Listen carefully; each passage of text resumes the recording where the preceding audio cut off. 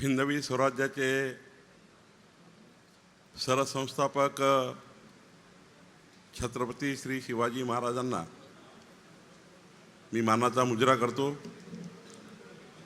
सामाजिक समतेचे प्रतीक महामानव डॉक्टर बाबासाहेब आंबेडकरजींना मानवंदना व्यक्त करतो। आज इलेक्ट्रॉनिक मीडिया असोसिएशन अमरावतीच्या वतीने वयाची 75 वर्ष पूर्ण केलेल्या आपल्या सर्वांच्या जीवनामध्ये ज्यांचा अत्यंत महत्त्वाचा पारिवारिक स्नेह असेल आणि आपल्या देशाचे महाराष्ट्राचे अमरावतीचे भूषण गजल नवाज भीमराव पांचाळे यांच्या प्रदीर्घ आणि समृद्ध कलाप्रवासाचा गौरव करण्यासाठी आज हा गौरव सोहळा या ठिकाणी आयोजित केला। मी सर्वप्रथम आपल्या इलेक्ट्रॉनिक मीडियाच्या असोसिएशनचे खऱ्या अर्थाने अभिनंदन करतो, आभार मानतो।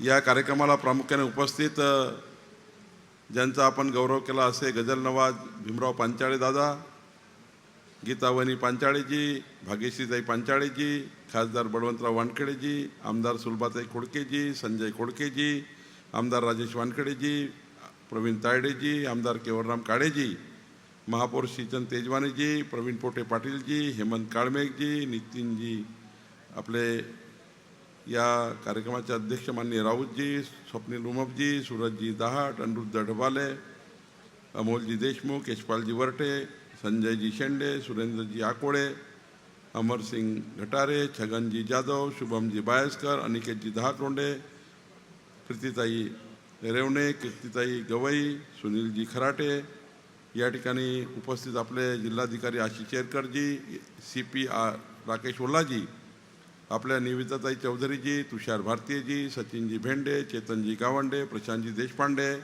अनिलजी अग्रवाल, कमलाकर बायस, संध्याताई टिकले, आशिषजी अतकरे, संगीताताई शिंदे, अनेक मान्यवर समोर बसलेले आहेत ज्यांची नावं मी घेऊ शकलो नाही, त्याबद्दल सर्वांनी क्षमा करावी। खरं तर आपण चित्रफीत ध्वनिफीत बघितली, आपले या ठिकाणी भीमरावदादा पांचाळे यांचं जीवनचरित्र बघितलं। त्यांच्या सत्काराच्या भाषणामध्ये त्यांनी आपल्या जीवन कार्याला त्यांच्या जीवनात कोण कोण साथीदार होतं त्यांचाही उल्लेख या ठिकाणी केला। आपल्या सर्वांनाच भीमरावदादा पांचाळे यांचं जीवनकार्य माहिती आहे, त्यामुळं मी अधिक काही या ठिकाणी बोलावं पण अध्यक्षीय भाषण करावं लागतं म्हणून या ठिकाणी उभा आहे। खरं तर भीमरावदादा पांचाळेंचं जीवन हे समर्पित जीवन आपण या ठिकाणी बघितलं आहे। खरं तर दादांनी आपल्या सुरांच्या, शब्दांच्या आणि भावनाच्या माध्यमातून लाखो रसिकाच्या हृदयावर अधिराज्य गाजवलेलं आहे आणि भीमरावदादांनी खरं तर आज आम्हाला या गोष्टीचा आनंद आहे, अभिमानही आहे की मला आज या जिल्ह्याचा पालकमंत्री म्हणून माझ्यासारख्या कार्यकर्त्याला आज जगातल्या आणि भारताचं नाव मोठं करणाऱ्या भीमरावदादा पांचाळेचा सत्कार करण्याचा योग आला। हे खऱ्या अर्थाने माझ्यासारखा मी नशीबवान आहे। खरं तर माझ्यासारखा ही भाग्याची गोष्ट आहे। मला इलेक्ट्रॉनिक मीडियाच्या साथीदारांनी या ठिकाणी ही जबाबदारी दिली, माझ्या अध्यक्षतेखाली हा कार्यक्रम घेतला। खरं तर दादांच्या सत्कारामुळं मलाही त्या ठिकाणी अनेक गोष्टीची प्रेरणा मिळाली। मी त्यांच्या बाजूला सहवासात होतो, त्या सहवासाने मला प्रेरणा मिळाली। खरं तर भीमरावदादाला मी जेव्हा ऐकलं तेव्हा मी 3.5 तास त्या कार्यक्रमात बसून राहिलो। आम्ही कुणीही त्या ठिकाणी, मुख्यमंत्री, मी, आशिष शेलारजी त्या कार्यक्रमातून उठू शकलो नाही। नागपूरच्या कार्यक्रमातून इतकं हृदयस्पर्शी भावनात्मक त्या ठिकाणी गजलाच्या माध्यमातून आम्हा सर्वांना जखडून ठेवण्याचं काम, या महाराष्ट्राला, देशाला जखडून ठेवण्याचं काम, या ठिकाणी रसिकांना जखडून ठेवण्याचं काम भीमरावदादांनी या ठिकाणी केलं। खरं अर्थाने आमच्या सर्वांकरता, विदर्भाकरता, अमरावतीच्या मातीकरता, आपल्या सर्वांकरता अभिमान आहे। या ठिकाणी भीमरावदादांच्या या काव्यामध्ये, या गजलामध्ये केवळ काव्याचं नाही आहे तर जीवनाचा अनुभव आहे, जीवनामधल्या वेदना आहेत, आशा आहे आणि माणुसकीचा गहिरा स्पर्श भीमरावदादाच्या प्रत्येक गजलेमध्ये आहे। दादांची गजल कधी आनंद देणारी आहे, कधी दुःखातनं सावरणारी आहे, कधी हृदयाच्या आपल्या गोष्टी या ठिकाणी बाहेर आणणारी आहे आणि त्यामुळे त्यांच्या गजलातून या जीवन कार्याला समृद्ध जीवनकार्य करणाऱ्या गजला आपण त्यांच्या या ठिकाणी बघितल्या आहे. खरं तर भीमराव दादाबद्दल असं बोलता येईल, शब्दात गुंफल्या भावना, स्वरात जीव ओवला, पांचाळे यांच्या गजलांनी प्रत्येक हृदय जिंकला, असंही या ठिकाणी आपल्याला सर्वांना या ठिकाणी म्हणता येईल. खरं तर हीच त्यांची ताकद आहे. खरं तर ते गझल गात नाहीत, तर त्या जगतात आणि श्रोत्यांनाही त्या जगायला लावतात.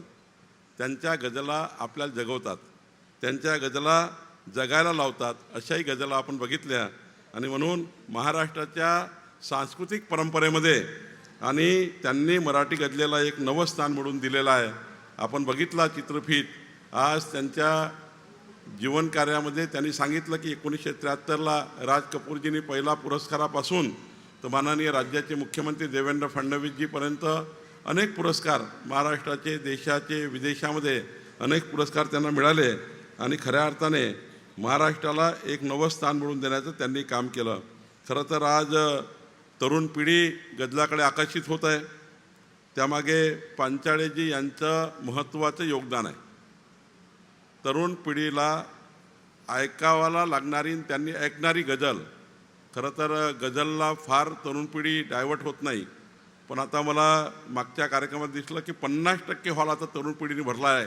हे या ठिकाणी महत्त्वाचं आहे.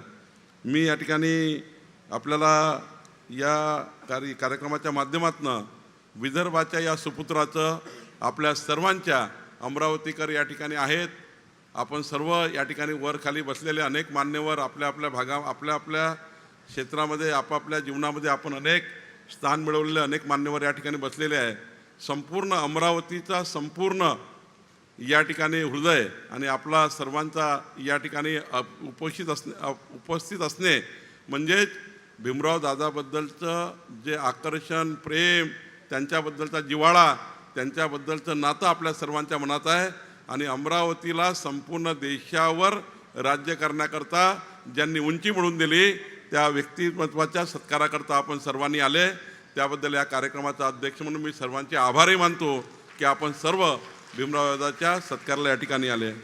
खरं तर या ठिकाणी मी एवढंच सांगेल, अशा व्यक्तिमत्वामुळं आपल्या प्रदेशाची ओळख तयार होतं. आज जगाच्या नकाशावरच नाही तर जगाच्या अनेक हृदयावर, देशाच्या 140 कोटी जनतेच्या हृदयावर, महाराष्ट्राच्या 14 कोटी जनतेच्या हृदयावर या ठिकाणी त्यांच्या गझलाचा ठसा हा कायम या ठिकाणी ठळकपणे उमटलेला आहे. खरं तर दुःख जेव्हा शब्द बनतं, शब्द जेव्हा स्वर बनतात तेव्हा गझल जन्माला येतं, असं भीमराव पांचाळेजी सांगतात. आणि त्यामुळं खऱ्या अर्थाने त्यांच्या गझलाचा आत्मा देणारे आपले पांचाळे साहेब आहेत. आणि त्यांच्या एक एक शब्दातनं, एक एक वाणीतनं, एक एक रचनेतनं आपल्या जीवनाला प्रेरणा मिळतं, जीवन जगण्याची एक नवी या ठिकाणी ऊर्जा मिळतं.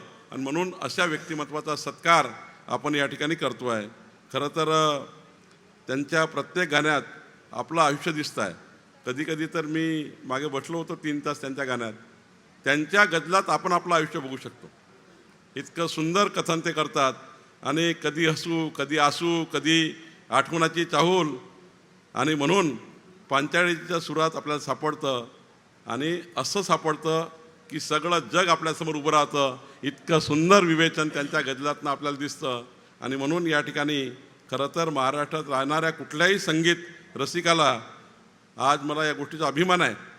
मी कोल्हापूरला गेलो तेव्हा, सोलापूरला गेलो तेव्हा, या राज्यात मी अनेक प्रवास केले, पण भीमराव पांचाळेचं नाव आहे काढलं तर असा या महाराष्ट्राच्या 14 कोटी जनतेमधला कोणी व्यक्ती नाही की त्यांना ओळखत नाही.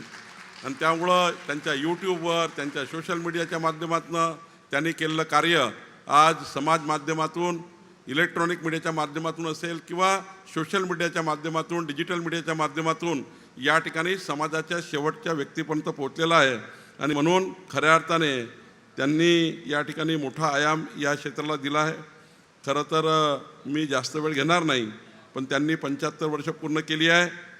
पण 75 वर्षाचे दादा तुम्ही वाटतच नाही. वाटतात का? परमेश्वराने त्यांना उदंड आयुष्य दिलं पाहिजे अशी परमेश्वराला अंबाबाईला मी हात जोडून प्रार्थना करतो. खरं तर असं व्यक्तिमत्व हे 150 वर्ष जगलं पाहिजे अशी समाजाची आणि जनतेची अपेक्षा राहतं.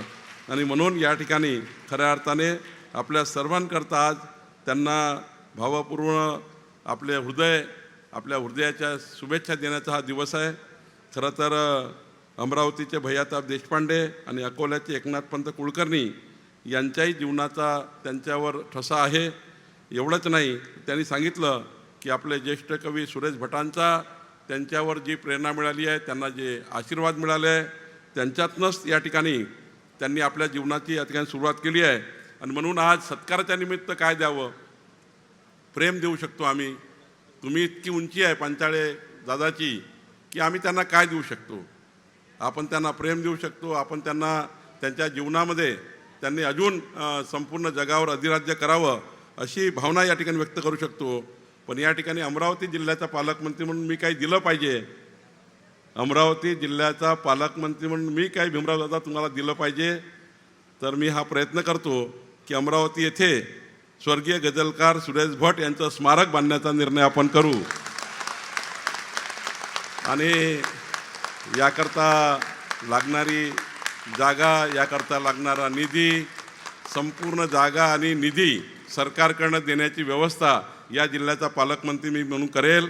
माननीय मुख्यमंत्री देवेंद्र फडणवीसजी यांच्या माध्यमातून आपण या ठिकाणी आपले एकनाथ शिंदेजी, सुनेत्रा पवारजी, आपले या ठिकाणी व्यासपीठावरचे सर्व आमदार खासदार यांनाही माझी विनंती राहील आणि आपले जिल्हाधिकारी या ठिकाणी आहे, माननीय भीमराव दादाशी चर्चा करून कुठे अमरावतीत कुठल्या स्पॉटवर स्मारक व्हावं ती जागा डिसाईड करा.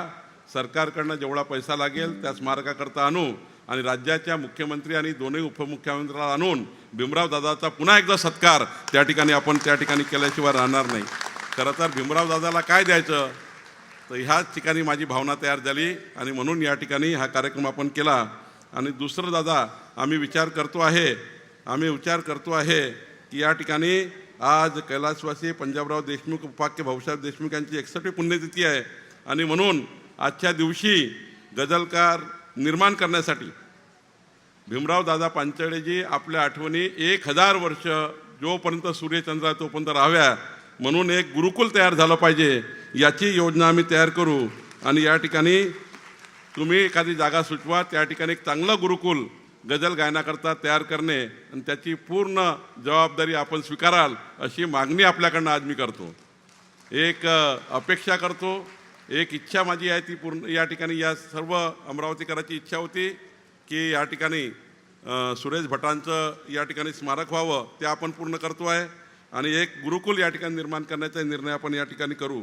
खरं तर मी जास्त वेळ घेणार नाही, पण एवढंच सांगेल की आज आपल्या सर्वांकरता अत्यंत महत्त्वाचा दिवस आहे की आपण या ठिकाणी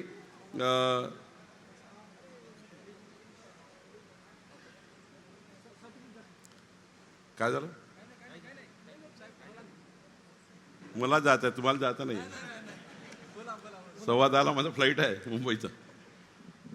खरं तर मी एवढंच सांगेल की दादा, तुमच्या हस्तेच सुरेश भट स्मारकाचं उद्घाटन व्हावं ही आमची अपेक्षा आहे, ते आम्ही या ठिकाणी पूर्ण करू.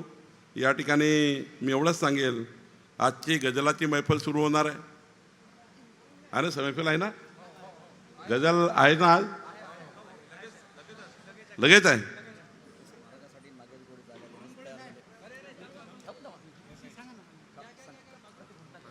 काय नागेश वेणुचंद्रजी काय म्हणतात, या स्मारकासाठी जागा आम्ही देतो. धन्यवाद. नाही, तुम्ही काय देऊ नका, सरकार व्यवस्था करते, काळजी नका करू.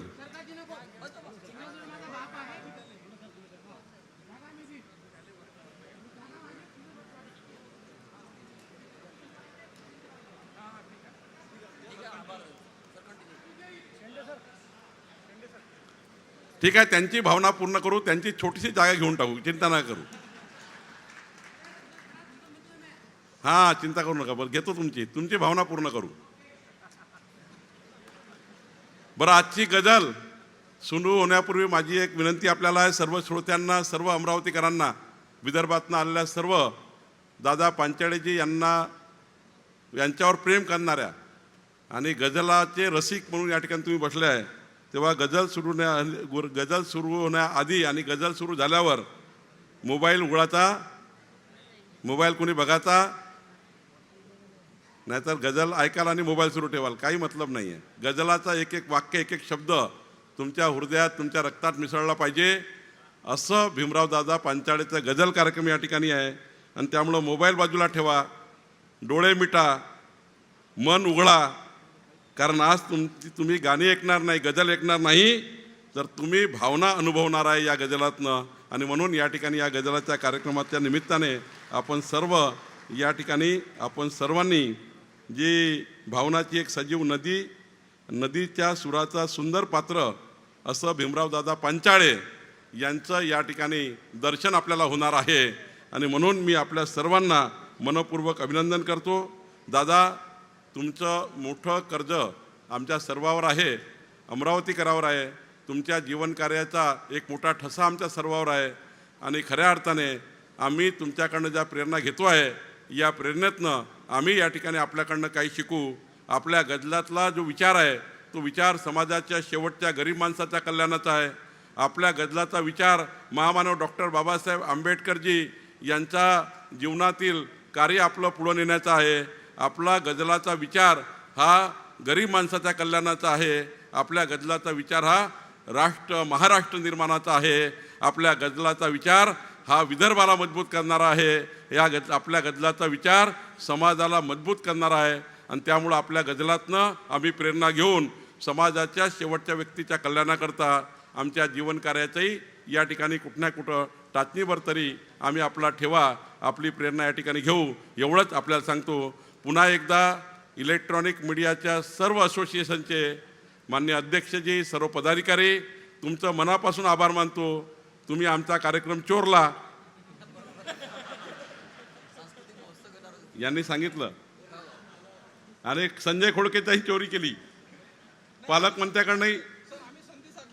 यांनी संधी साधली. हा कार्यक्रम संजय खोडकेजी, आम्ही मोठ्या प्रमाणावर घेणार होतो, पण ठीक आहे, आता तर हा कार्यक्रम चांगला झाला. तुम्ही सर्वांच्या भावना या ठिकाणी, या कार्यक्रमाची उंची फार मोठी आहे, प्रचंड उंची मोठी आहे. तर भीमराव दादा इथं बसलेले आहेत, त्यामुळे उंची आहे कार्यक्रमाची, आमच्यामुळं नाही आहे, भीमराव दादामुळं आहे. पण सुरेश भटांच्या स्मारकाचं भूमिपूजन होईल आणि सोबतच दादांचा पुन्हा एक नागरी सत्कार होईल, एवढंच या ठिकाणी सांगतो आणि माझे 2 शब्द संपवतो. धन्यवाद. आणि सभागृहांनी मला माफ करावं, भीमराव दादांनी माफ करावं. 10:15 मला मुंबईला जायचं असल्यामुळे सभागृहातल्या सर्वांनी ह्या गझलाचा सर्वांनी आनंद घ्यावा आणि भीमराव दादांचा आशीर्वाद आपण सर्वांनी घ्यावा. खूप खूप धन्यवाद.